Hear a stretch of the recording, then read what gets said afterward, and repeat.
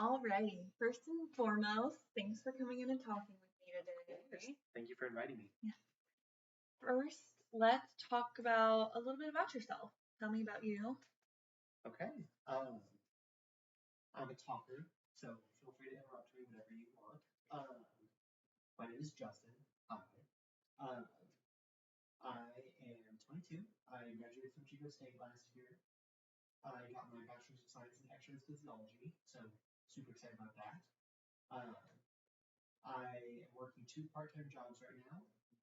Both are within the physical therapy related field, as physical therapy is my career goal. So trying to do all the prerequisites and do what I gotta do.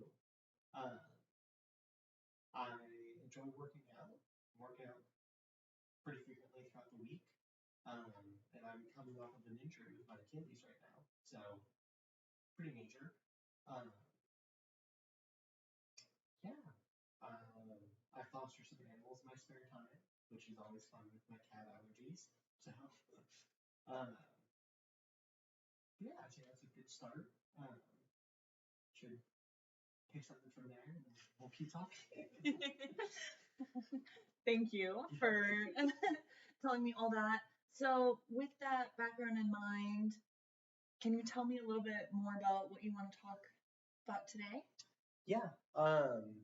So coming up is going to be a pretty big like transition period in life.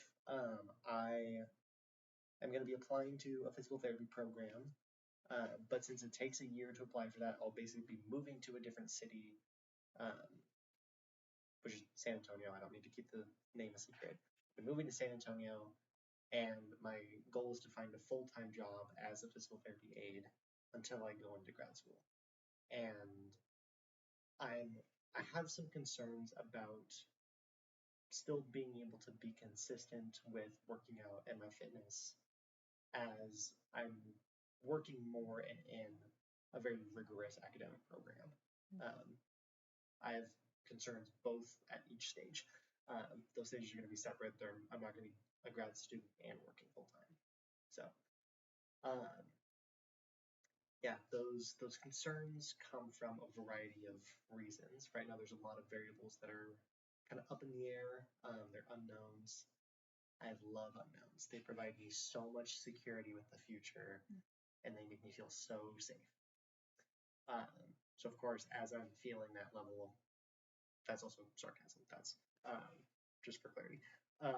So as I'm feeling that kind of scarcity of safeness, a lot of things get kind of thrown up in the air, and I throw out what ifs. And so my biggest fear is that I would follow the same path that my parents took, is they would work full-time jobs and physical fitness gets put way too far down the priority list and kind of creates this unhealthy relationship where, because there's inconsistencies with working out and being physically active, it becomes kind of an all or nothing relationship where it's either happening full force, training with really high intense goals, or it's not happening at all. And part of why that concerns me is because I pushed too hard, and that's what got me my injury. So, as normal for coming out of an injury, there's some psychological fear related to it, but that fear on top of the transition that's about to happen it's a lot. It sounds like there's a lot of unknowns in your life right now. Yeah. And fitness is a really high priority for you. Yeah. Even coming off of this injury, it sounds like you really want to be physically active and keep that as a part of your life. Yeah. I mean, physical fitness was something that kept me sane while I was stuck at home. Because of my injury, I had a full rupture of my Achilles, so I had to get surgery for it. And because of that surgery, I was immobilized for almost 2 months. And so I was stuck inside, and it felt like Groundhog's Day, but only being able to stay inside. And so a lot, I hear a little kitty cat screaming. A lot kind of not fell apart, but few areas of my life suffered. My mental health definitely wasn't in the best spot. I could feel myself being more grouchy and aggravated with people around me, which was really hard for living with so workout was kind of my only time and space to be able to get out of the house to do something. I also enjoy working out, so like I got out of the house to actually do something I enjoyed, which helped with mental health a little bit. But I can only work out for an hour or two a day. I can't be working out 24/7. But yeah, so I forgot where I was going with this. I lost my train of thought. But as you're saying, yes, there are a lot of unknowns, and I'm in this dynamic right now where I want to have the unknowns become knowns right now, rather than wait until I get there and the unknowns just become knowns naturally. And so it reduces the amount of planning that I can do. And I like to plan and I like to execute plans. Because I feel like when I don't have a plan, curveballs become more frequent. Not like actual curveballs, but like curveballs thrown in my life. And I just don't feel like I react quickly nor well to curveballs. I feel like I get really stressed out, which I find ironic because I'm stressed out now about thinking about curveballs, rather than just like expecting them to happen and just react appropriately when they arrive. So yeah, I'm in need of some assistance with figuring out what to do and how to go from here. With the foundation, it sounds like you really like working out because it's not only enjoyable, but it helps with your mental health and is a form of de-stressing. Yes. And so that's something you want to keep in your daily routine. Because part of what got me injured is I was using working out originally as an emotional catharsis. I was going through some personal stuff and I was expecting physical, like release of endorphins to help me feel better emotionally. And I've since learned after my injury how to work out with intensity for muscle gain, but without tiny emotions to it. Yeah, it's something that I really enjoy doing, and I value not necessarily being physically fit, but I value the consistency of trying a lot, and so I don't want to give up on that. And I also know when I don't work out consistently, my mental health also suffers, and so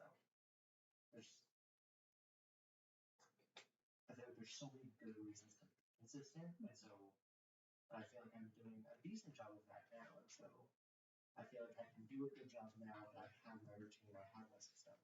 So my fear is that when I go into a new place and I don't have my system set up yet, I'm going to lose that consistency.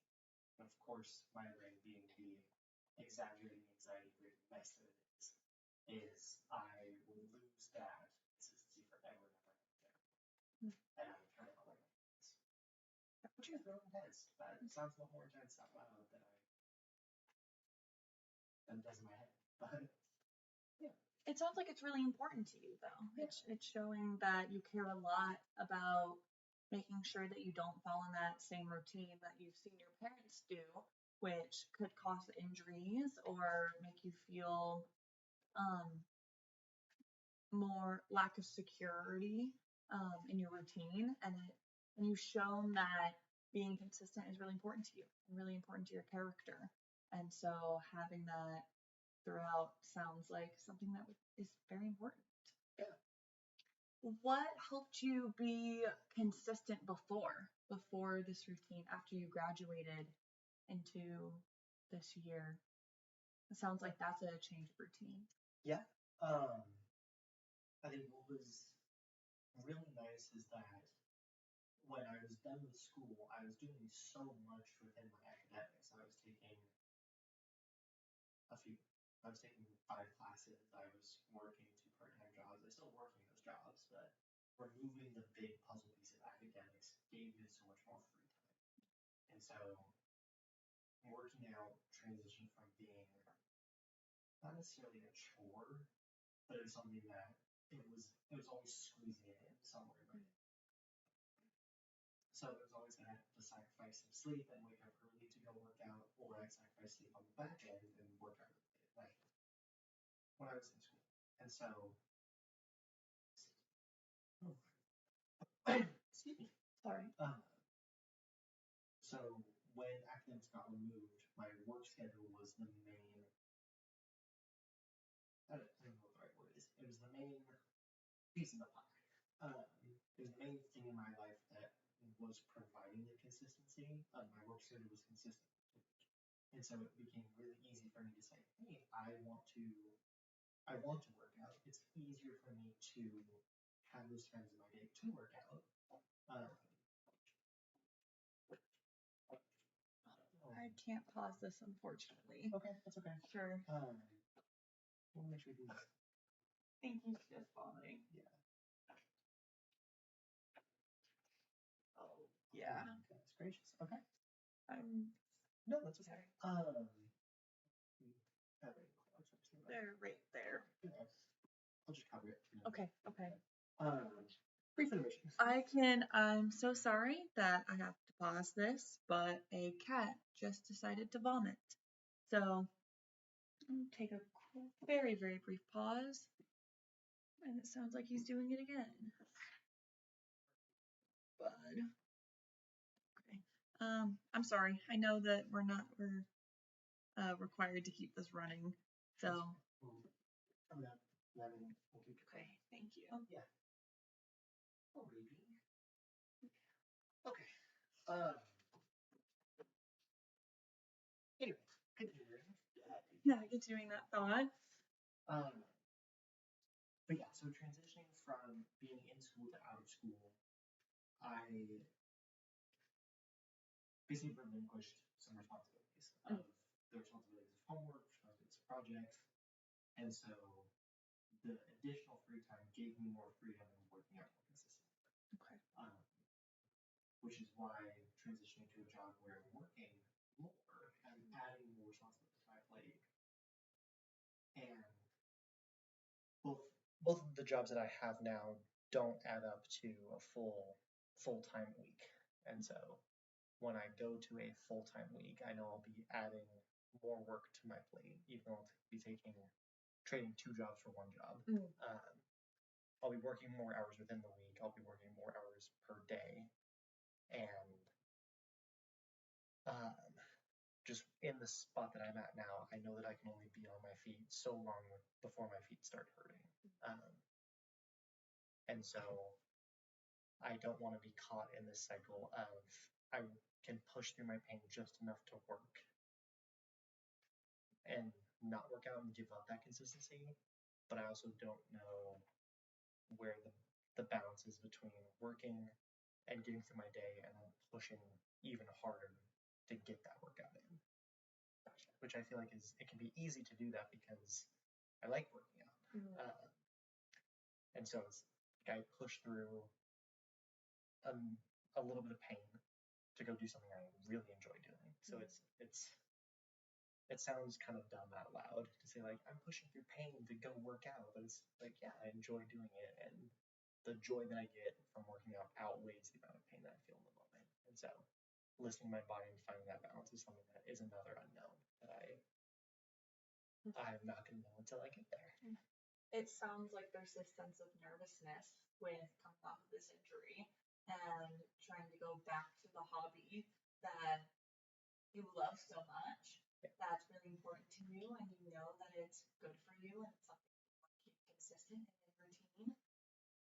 Can I ask you about are there options out there that you think would be fun ways of exercising or a way to do your hobby that wouldn't cause pain to your foot? Yeah. Lessen that push. Yeah. So what's hard is that like anything that involves just being on my feet or going somewhere at the end of my day does cause a little pain. I can also add that, let's say if I'm working an 8-hour day, if I come home and I rest for an hour or 2, I then feel recovered enough to go out and do something else. So it's not like I'm just in pain for the rest of the day, which is nice. I appreciate that. But it's harder to come out of, once I get home, I dress up in PJs, I get some food in my belly, I relax, and it feels harder to stay Like, I feel like when I'm outside the house, I'm like, oh, I'm out. I can just keep doing things until I come home. It feels harder to have that intermission at home and then go back out. But thinking of exercises that I can do or ways to exercise, the first thing that comes to mind is biking, because it's something that doesn't involve foot contact with the ground. Something I can still do. I like going fast on a bike. It's really fun. I am a little speed demon. It's something that I can do on a stationary bike, and something that I can do consistently without my ankle and my Achilles hurting, which is awesome.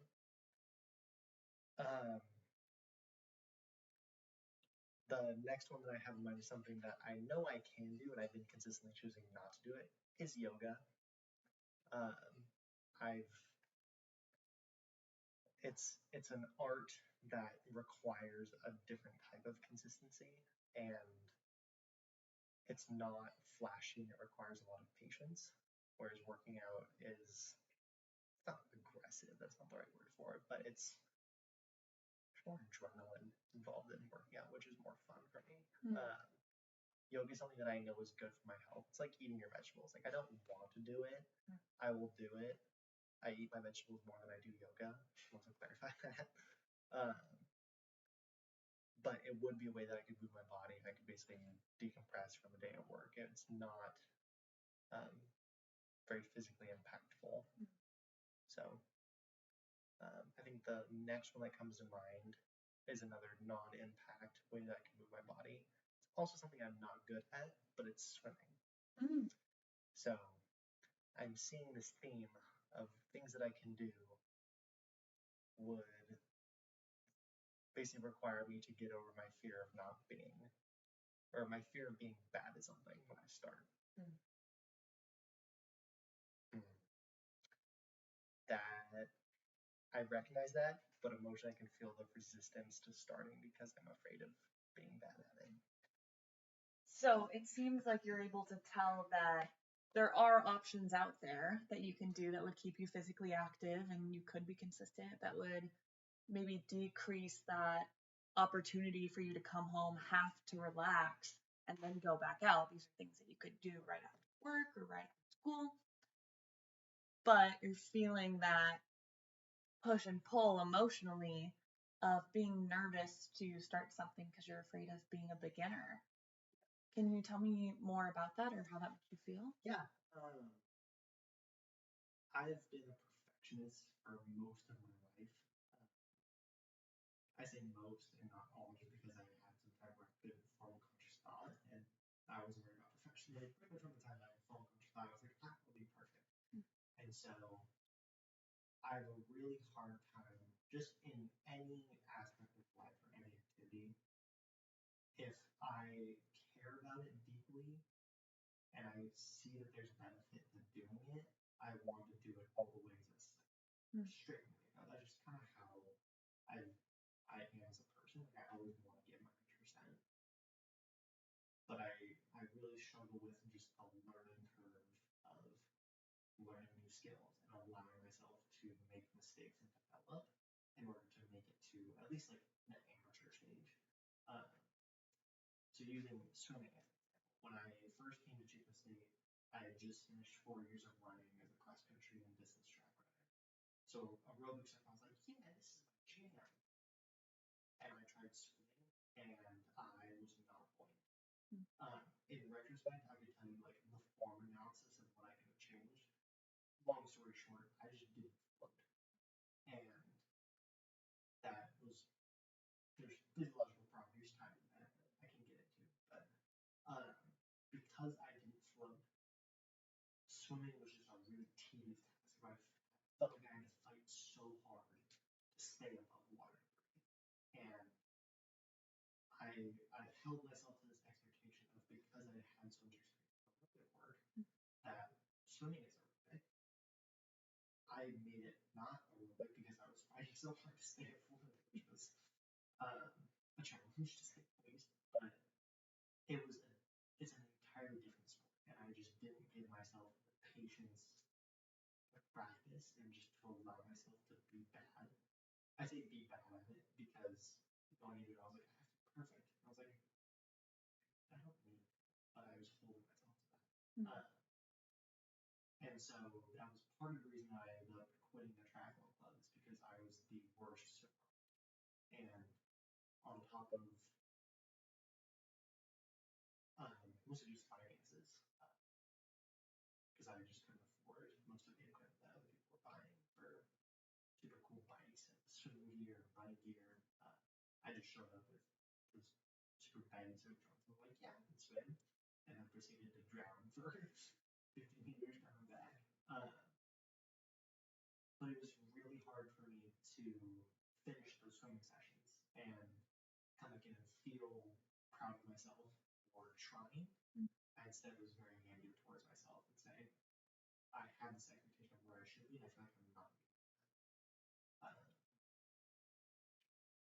So that's why, like, out of the three things that I listed, swimming is by far like at the bottom of my least favorite. I would do yoga or something, and I say everything that I just don't do yoga because I choose not to. So I think what's hard is there's always that fear of judgment by others, which it's easy for me to say now where it's just the privacy of us and this artificial interviewing room that like, yeah, I don't care what other people think about me. But when I'm at a public pool and I suck at swimming and I'm breathing really hard after just swimming the length of one pool, yeah, I feel embarrassed. It makes me want to feel. And so it kind of reinforces like I want to stick to what I'm good at because I've already worked so hard to be good at it, rather than try something new and get out of my comfort zone. Yeah, that can feel really intimidating to start something new. Can you tell me what starting to work out was like? How were you able to be successful in that route? Good question. I have a few notes for that. I'm not like most people in the fact that when I started working out, I had and still have a girlfriend that was interested in being a strength and conditioning coach. So she had been working out for a few years prior to me wanting to work out and had developed a really solid foundation of knowledge on how to be an effective coach, at least for me. I was just kind of a guinea pig where she's like, hey, we can try stuff out. And I never got injured under her coaching, but we were just like experimenting with different stuff. So I had this person that was kind of a guide and mentor through this new realm of working out. So that was really, really helpful because if I had to do it on my own, I would just feel lost. So that was the main one. The second one was I was coming into working out of a place of insecurity. I wanted to change how my body looked because I didn't enjoy seeing my reflection. Coming out of 4 years of running, I was a very slender, very skinny person. And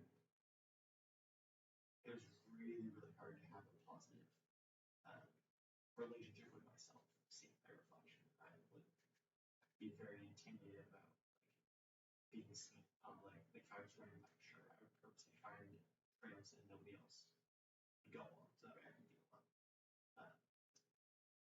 Wasn't a great idea when I got stung by multiple bees and had to call my dad for help. But that's a fun story. So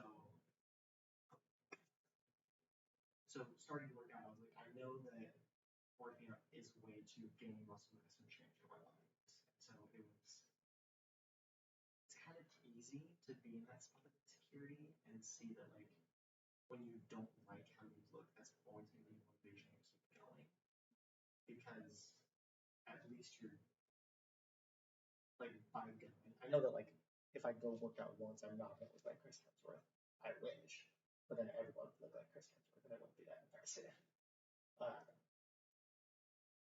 having like especially in the first few months, where I was like, I'm not seeing immediate changes on a day-to-day basis.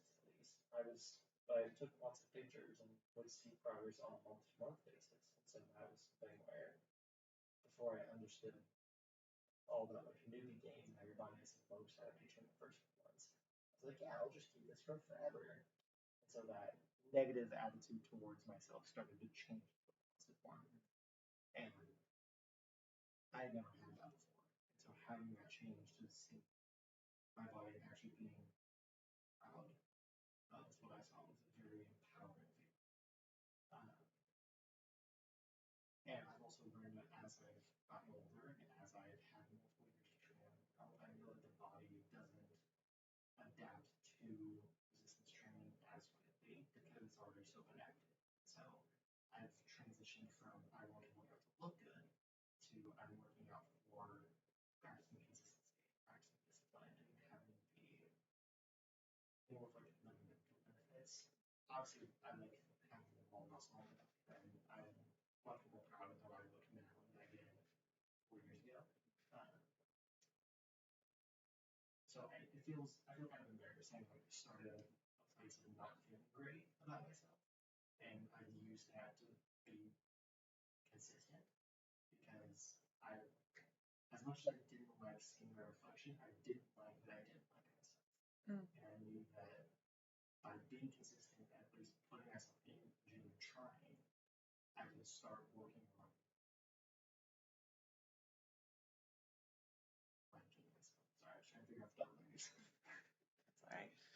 It sounds like your chosen physical activity is really highly related to how you feel about yourself. Does that sound right? Yeah. Which is important to me because, like, I physically take after my dad a lot, who's a tall, lanky, skinny white dad.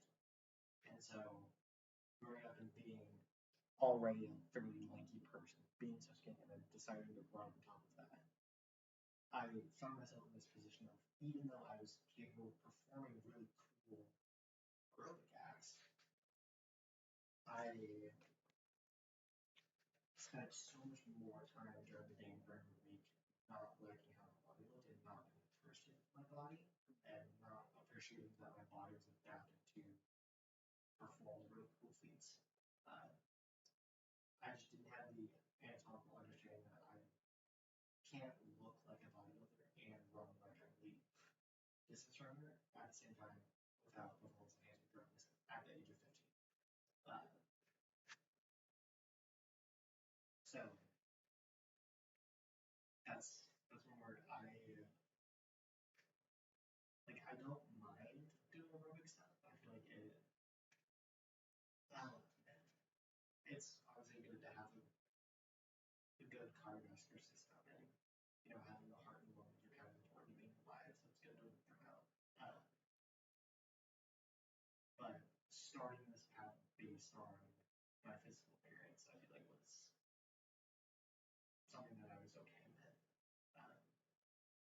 But I've also understood it's when you go into a sport where you're also, I say sport, I'm not a bodybuilder by any means, but adapting some of the mentalities of bodybuilding, where it's like how to grow muscle and comparing body to yourself. I've also learned both from internal experience and external experience that external being some like people on the internet sharing stories, not specific. That when you're constantly comparing yourself to your former self, there can be a lot of negative reinforcement about, oh, I used to be able to do this, I used to be able to look like that, I used to be able to do these things. And so I didn't know how to do that. I didn't know how to just be appreciative of myself in the time and space that I was when I started working out, and so I used that comparison a lot to start. And then as I've seen progress and as I've changed and become more appreciative, I've learned to kind of detach from that. And think of words. I've learned how to detach from my worth is based on my appearance and just say I'm proud that I'm doing something consistent. And my body is a result of my hard work and my efforts and my consistency. Rather than working out saying, if I don't have 16-inch biceps, I'm a failure. Which is not exactly what I would think, but it was something similar to what I would think when I first it sounds like you know the impact that negative self-talk can have on your mental health, and using working out as a way to improve your mental health and your body image and how you feel about yourself are things that all seem really, really important to you. Yeah. And part of the reason that was so important to me is when I was in high school and I was running, we as athletes were constantly compared to each other and compared to athletes from other schools. And our coach was a person that only cared about winning and thought that our generation was soft for wanting validation. And so what I wanted and what I needed to hear was, I'm probably even here good enough, and all I heard from my coach is run faster. If I even got the privilege of being spoken to. And so,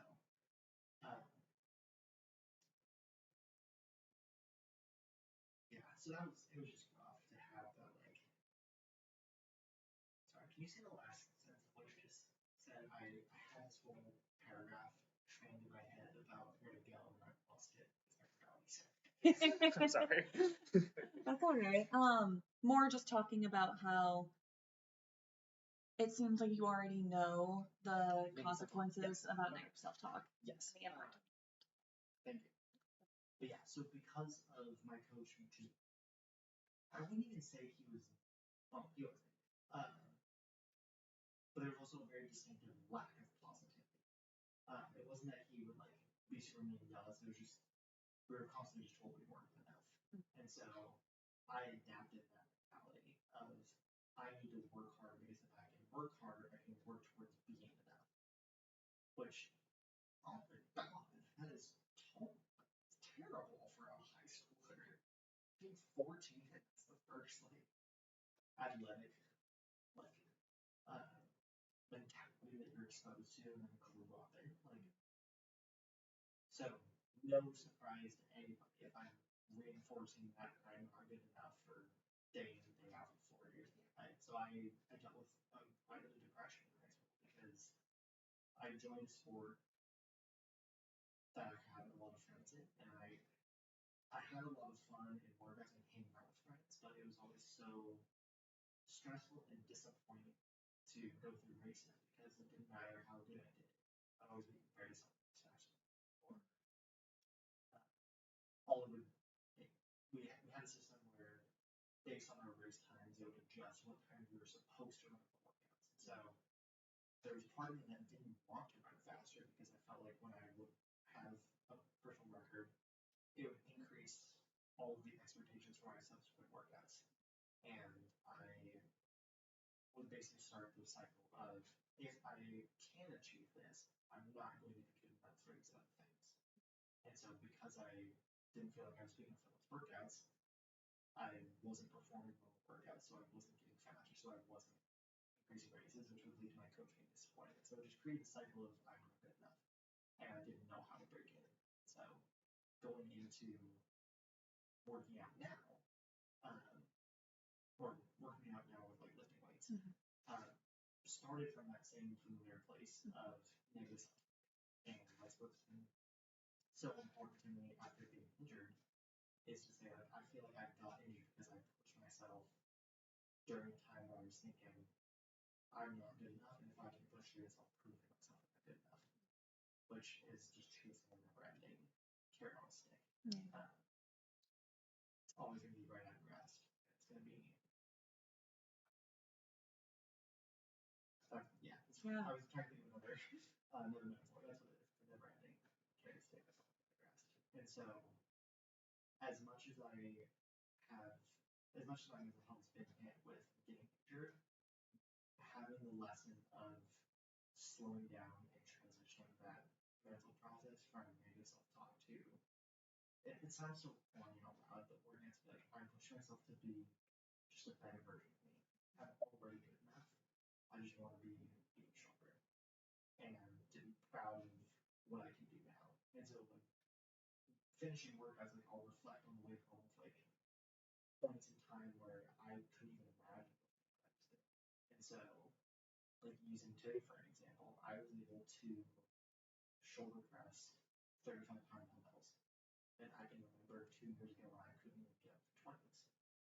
And so just being like, wow, I just picked up 35 and I was like, okay, this is hard, but like, this is almost double what I was doing 2 years ago.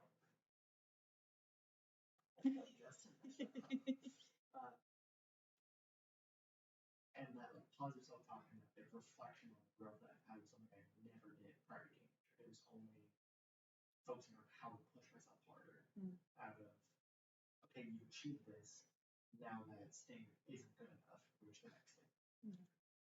That sounds like a really difficult mindset to be in. And it's unfortunate that you've paid the repercussions of having that injury because you were pushing yourself past what felt good in order to get some sort of validation.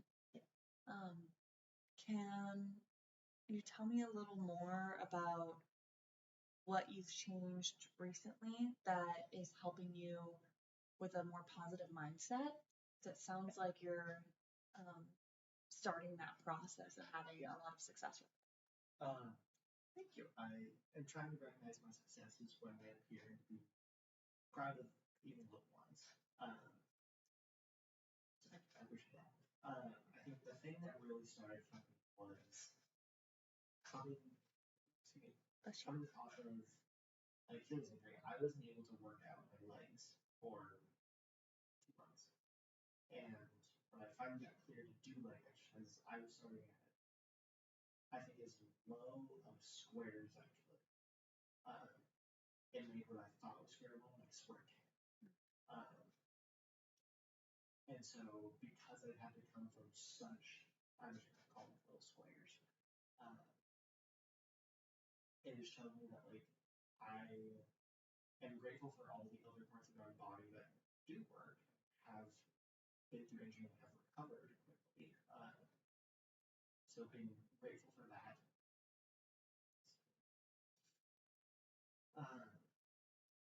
But also having my doctors say, and like looking at research and stuff, saying that this is a process that takes a year to recover.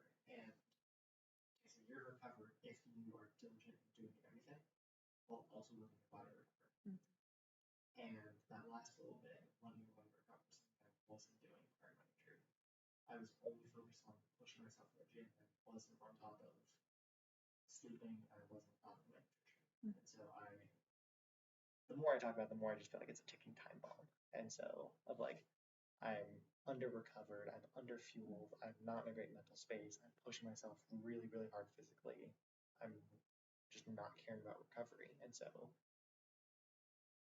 it didn't necessarily have to be an Achilles injury, but something was going to happen at some point based on that track. And so understanding that and knowing that like something like this was going to happen regardless of the area of my body, because I was just so focused on pushing that I wasn't listening to how much I needed to slow down. And so now that I've had the time to slow down, it's basically taken away like any momentum that I had of like just push. Because when you're in that zone, I feel like it's kind of easy to just kind of, you've been pushing so hard for so many months, it's easy to just keep going, especially if you're ignoring all the signs of your body. Because just don't listen to your body until you slow down, and it's easy to keep going. So coming off of this and understanding that like it's all about how much I can do and recover from, and just trying to improve just a little teeny tiny bit every week, and changing progress from a daily standpoint to a weekly standpoint, both for tendon health and for just longevity, has really helped, because then I can see, part of what I also have been doing more diligently is tracking my workouts in my little Google Sheets app. And so I can write notes of, hey, if I've been improving from week 1 to week 2 to week 3, and then week 4 I just don't do well, I can write a note saying, hey, I don't think I had enough to eat today. And so I'm not going to compare myself from week 4 to week 3, but just to say, hey, I'm just going to do the best that I can today and know that whatever I did in week 3 really worked. Whatever I did in week 4 didn't work as well. So let's try to improve that for week 5. And then when I go into week 5, just trying to improve from week 4, not basing it off of the best I've ever done. And so, and in a situation where it's like improve from week 1 to 2 to 3 and then drop in 4, is to just be understanding and to come in with an understanding of I'm looking for a solution out of just trying to take care of myself rather than a reason that I'm not good enough. So before I got injured, if I didn't eat enough, I would basically force feed myself some food to get through a workout, which again, feels embarrassing to admit out loud how little I was actually taking care of myself and listening to my body. But like using even this week for an example as a contrast to before I got injured, I had a day where I just didn't sleep well and I had a lot of stuff going on and I had on my schedule to work out, but I realized I'm not a professional bodybuilder. I don't have an Instagram audience of millions of people to please. And so I'm the only one that chooses to work out for me. And so that was a day where I said, you know what, I think I need more rest. I don't feel like it would be a good idea today to go work out. I don't feel like I was close to an injury or I had any pain, but just knowing that, hey, I just didn't sleep enough. And then I thought back to, I've had multiple nights in a row of just a little bit less sleep than I needed. So 7 hours instead of 8, 8 hours instead of 9. And just realizing, okay, like it is going to be better for me to take care of myself now.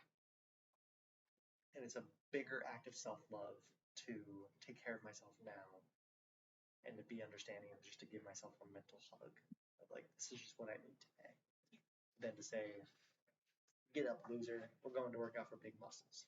And so, it seems so obvious when I say it out loud, but that's when we're within my own brain. Like it doesn't really appear as apparent. Appears obvious. So, doesn't appear as obvious until I say it out loud. So, well, Tommy. It sounds like talking through this and kind of explaining those reasonings behind why you do what you do is hopefully showing you the positive aspects of why you do it. Do you mind if I kind of go back through what we've talked about already and go for it. Try to summarize what you've told me and let me know if I missed anything? But currently it sounds like it's really important to you to work out and be consistent, and you've done a lot of work on improving your mindset towards working out, especially after your injury where you felt like you pushed too hard, and it showed you how much it's important to listen to your body and rest when necessary. So going into it now, trying to keep that all or nothing mindset out of the picture, you're looking towards ways that you can still be consistent, but keep that ability to be flexible and listen to yourself when you need to. And that might include different variations of working out that you haven't tried before. And would you mind if I gave you some advice on how to possibly include these new variations? Yeah, I would very much appreciate your help. It's part of why I came to you. It's not just to think about my problems, but to hear your ideas and get some solutions and go from there. Yeah, it sounds like you already know a lot of the baseline behind why it's important to work out and why it's important to listen to your body for the mental reasons, the health reasons, and everything between that. You've talked about some other variations, some options that you think would help in getting you moving, but not being as impactful or painful on your foot and having to go back to that like pushy feeling. And the ones you brought up were yoga, swimming, and biking. And it sounds like a lot of your hesitation towards them was the perfectionist feeling. But talking about that and where that came from, do you think it would be possible for you to possibly try one of these activities and thinking about again all of those reasons of why? Because it sounds like even when you started lifting weights, and you were dealing with those very similar emotions. So do you think that if you tried one of them, that would be a step in the right direction for you? Yeah, I think the distinction factor for me is that if I'm doing it, like doing one of those activities with either a mentor or a guide or a coach, or just a group of people that are also beginners, that would make me feel better. Um, not in the sense of like comparing myself, like, oh, he sucks at swimming too, he's such a beginner, I like can't float.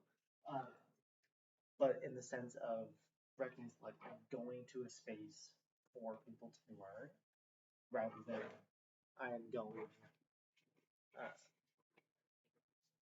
to be the best that I can be.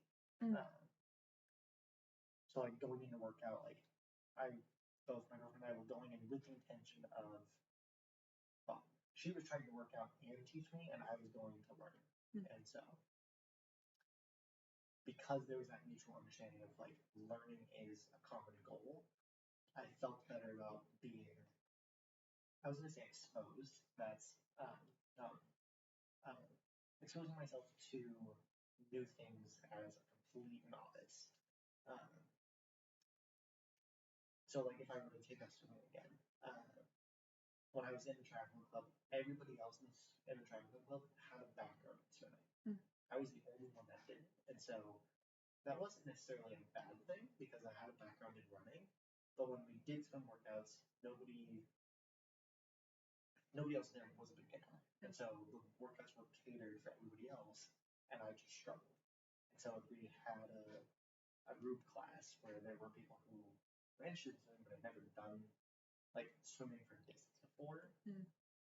Not like adult swim classes, because like we all know how to swim, but it was how to swim well, or how to swim more efficiently was the goal. I'd be interested in doing that because then it's going in with the intention to learn rather than there's a performance that's tied to it.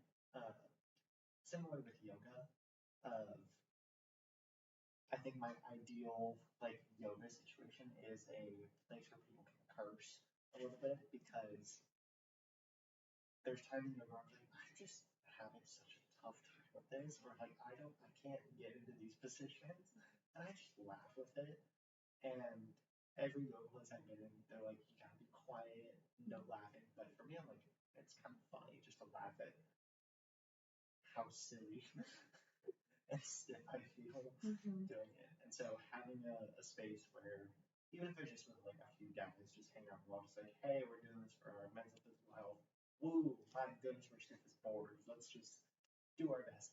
It's like, I think that would be a lot more enjoyable than trying to do it on my own, where all I'm thinking about is like trying to be the best I can be, even if it's just for myself. Absolutely. It sounds like you know that being with a group of people will help you feel more relaxed in that environment and less in your head. Are there some ideas you have about getting people together or making that a viable option for you?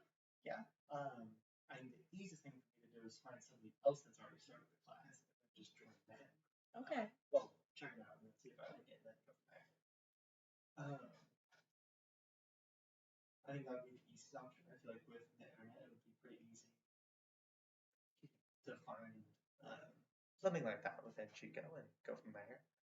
But that would be probably where I would start. Right. So right now, on a scale of 1 to 10, how confident do you feel in your ability to try something new? In my ability to try something new, I feel like it's like I'm 8 or 9. I know I can do it. I just gotta get myself there.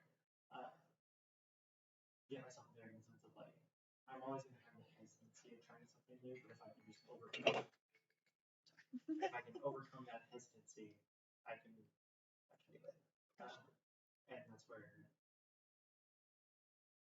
have those moments of like, if I'm like walking into the class that's new to something, I just gotta be like, all right, the worst part of the whole situation is just the anticipation of walking up an issues with them. If I can get through that, I'm not saying if I can get through that like 4 different times, but I know I can. I've done things like this in the past, so I can do things like this in the future. But I feel better talking about it.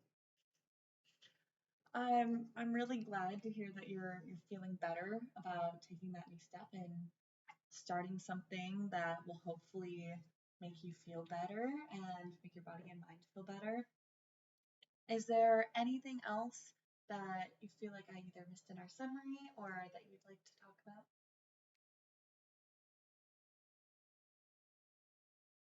Try to think back over the past 50 some odd minutes of talking.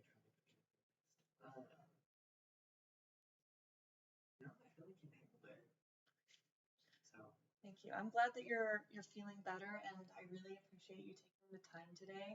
Hopefully, the next time I see you, we'll talk about if you had made any changes or were able to start that new process. But thank you again so much for taking the time, and I'll see you later. same time next week. Same time next week.